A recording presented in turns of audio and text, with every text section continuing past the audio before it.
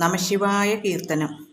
നമഃശിവായ മാതിയായൊരക്ഷരങ്ങൾ കൊണ്ടു ഞാൻ ചുരുക്കി നല്ല കീർത്തനങ്ങൾ ചൊല്ലുവാൻ ഗണേശനും മനസ്സിൽ വന്നുദിപ്പതിന്നനുഗ്രഹിക്ക വാണിയും. നമഃശിവായ പാർവതീശ പാപനാശനാഹരേ. മനുഷ്യനായി മണ്ണിൽ വന്നു ഞാൻ പിറന്ന കാരണം മനഃപ്രസാദമില്ലെനിക്കു വ്യാധി കൊണ്ടൊരിക്കലും.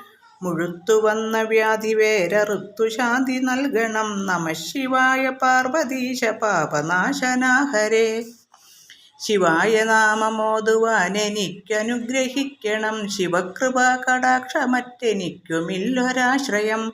ശിവായ ശംഭുവിൻ പദാരവിന്ദമോടു ചേർക്കണം. നമഃശിവായ പാർവതീശ പാപനാശനാഹരേ.